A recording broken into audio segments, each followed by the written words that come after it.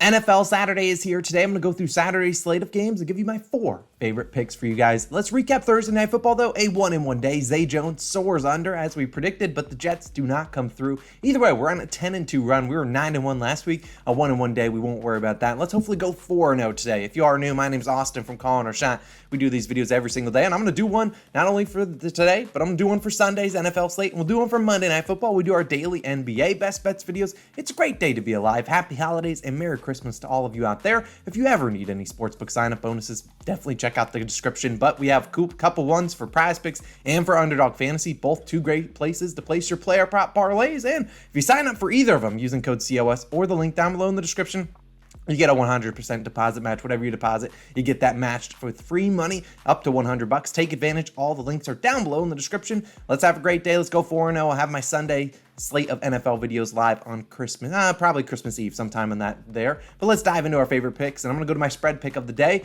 And I'm taking the Ravens -6.5, which is currently -107 on PointsBet. Now, you look at this Ravens team, I won't lie to you, they haven't looked good as of late, and Lamar Jackson, again, going to be out for this game. They're going to rely on Tyler Huntley to step up here. Now, the Ravens haven't beaten a team by 7 or more points or covering this line since Week 11 versus the Carolina Panthers.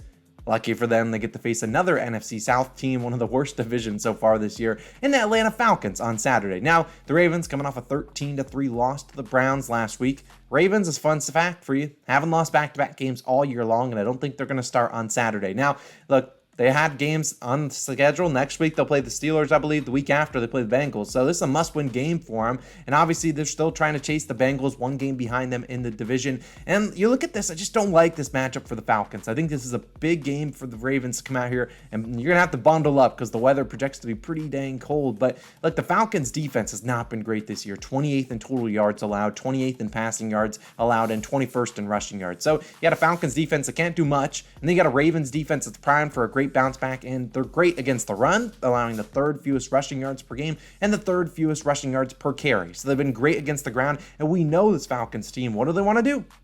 Run the football. And with Desmond Ridder making his 2nd career start, most likely, look, they're going to force him into some rookie mistakes when he passes the ball, but they're going to want to lean on the run, and it's just not a good offense or defense to run up against the Baltimore Ravens, that is. I like the Ravens offense to get back on track against the bad Falcons defense. I know the Falcons have been cover wagons this year. I don't think they cover on Saturday. Give me the Ravens -6.5 as my player prop or spread pick of the day. But let's dive into 3 player props, and we'll get on out of here. We're diving into Darius Slayton of the New York Giants, over 52.5 receiving yards, -113 on FanDuel. Now, I'd probably play this up to 57.5. Slayton has gone under this line in 2 straight games with 42 and 23 receiving yards.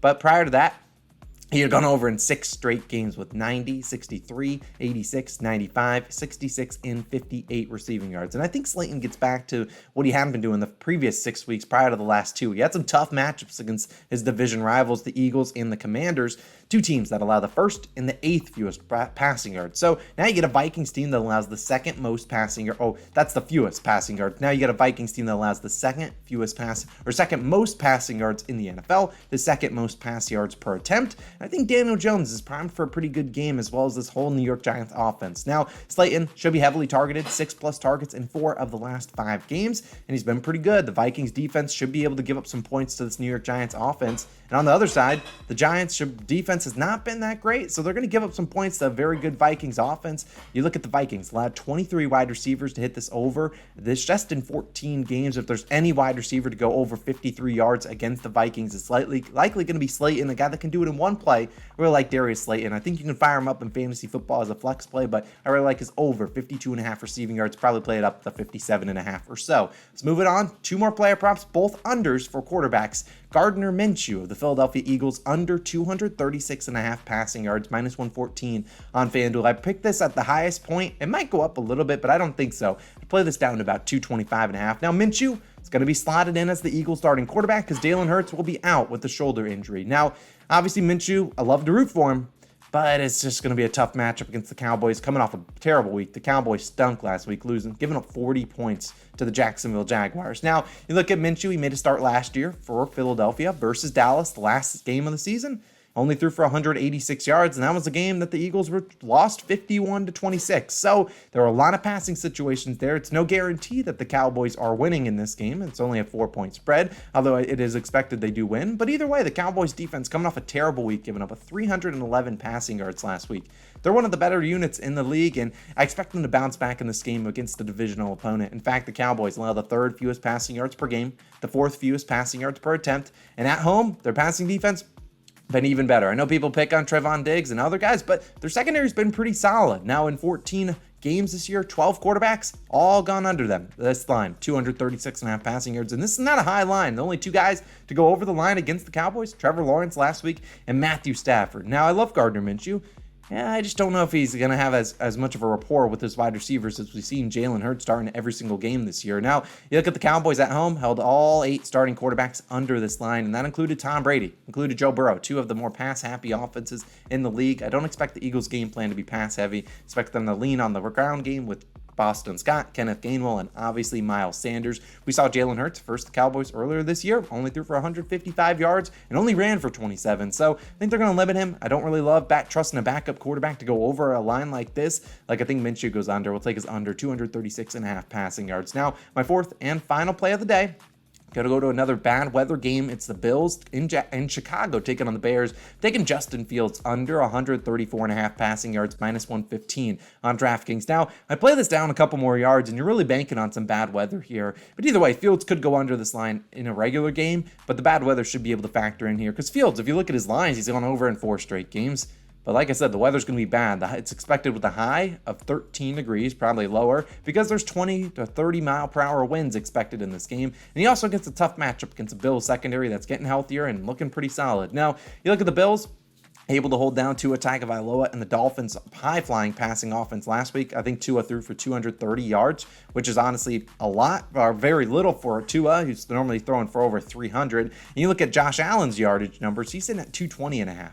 Normally, Josh Allen's in the 275, so it's clear. And you look at Justin Fields not to throw an interception. Justin Fields did not throw a pick. It's minus 190. I think the books are pretty clear. He's not going to be trying to stretch the field. He's not going to be throwing it a lot. I think a very run-heavy script, and it helps that Khalil Herbert, a very good running back, the backup for the Bears, will be back for this game. He's just got taken off IR. David Montgomery's still there. Justin Fields can scramble and make plays.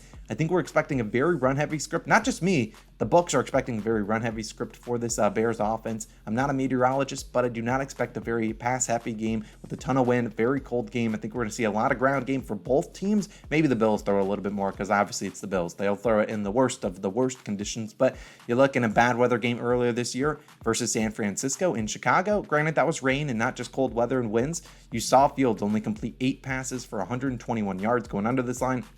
He got 51 of those yards on one play. I know it's a low line, but I think it's low for a reason. Fields can run and scramble and make plays with his feet, but he's been getting banged up. He's always limping every single game. So, look, I love Fields. He's been great this year, but I'm taking his under 135 or 34.5 passing yards. You might be able to get it a little bit right around that line on a bunch of different books. But sorry, Fields, I love you, but I'm going to take in your under. So those are my favorite plays of the day. 4 plays, stick to it. This is for Christmas Eve slate of games. Happy holidays. Merry Christmas to all those out there. We'll have a separate video for Sunday's slate. Obviously, that's Christmas, but we'll post that probably on Friday or on Saturday, probably evening. We'll probably live around 5 or 6 p.m. Appreciate you guys as always. Let me know your favorite plays down below in the comments. Let's go 4-0 today. Let's have a great day, and I'll see you guys back again for the normal NBA daily videos and, of course, all the other videos you know and love on the channel. My name's Austin. I'm signing out. Use those sportsbook sign-up links for PrizePicks and for Underdog. You sign up using code COS or the link down below. You get a 100% deposit match. Take advantage of it. Spend time with your friends and family. I'll see you guys in the next one.